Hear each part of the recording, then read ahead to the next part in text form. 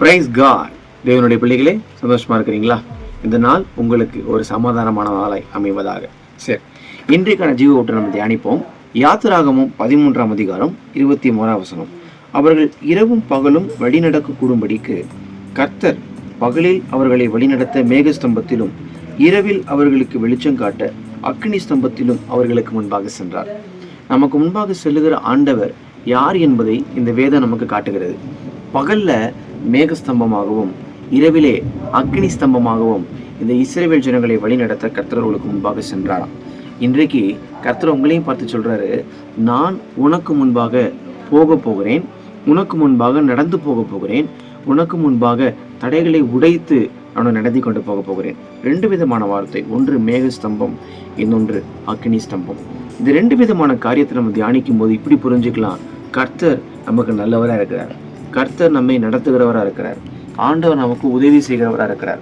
இந்த வார்த்தையை படிக்கும் போதெல்லாம் நீங்கள் மறந்துடாதீங்க, நமக்கு முன்பாக செல்கிற ஒரு கர்த்தர் இருக்கிறார், நமக்கு முன்பாக நமக்கு வழிகாட்டியாய் போவதற்கு ஒரு தேவன் இருக்கிறார்.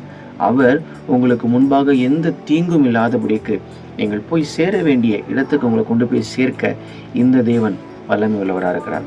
வார்த்தை சொல்லப்பட்டிருக்கிறது 22ஆம் வசனம், பகலிலே மேகஸ்தம்பமும் இரவிலே அக்னி ஸ்தம்பமும் ஜனங்களிடத்திலிருந்து விலகி போகவில்லை. அதான் ரொம்ப முக்கியமான ஒரு வார்த்தையே. நம்ம 21ஆம் வசனத்துல அவர்களுக்கு முன் சென்றார்னு போட்டிருக்கோம், 22ஆவதுல விலகி போகவில்லை. அதனால நம்மை விட்டு விலகாத ஒரு தேவனை ஆராதிக்கிறோம், நம்மை விட்டு விலகி போகாத ஒரு தெய்வம் நம்மோடு கூட இருக்கிறார். அதனால இந்த வார்த்தை உங்களுடைய இருதயத்துல பேசும் என்று நான் நம்புகிறேன். அதனால இன்னிலிருந்து ஒரு காரியத்தை விசுவாசிங்க, நான் ஆராதிக்கிற என்னுடைய ஆண்டவர் எனக்கு முன்னாடி போகிறார், நாங்கள் ஆராதிக்கிற எங்களுடைய ஆண்டவர் எங்களுக்கு முன்னாடி போகிறார், நாம் ஆராதிக்கக்கூடிய நம்முடைய ஆண்டவர் தடைகளை உடைத்து போடும்படி, தடைகளை உடைத்து நம்மை சீரான பாதையில் நடத்தி கொண்டு போகும்படிக்கு அவர் முன்னாடி போகிறார். எப்படி போகிறார்?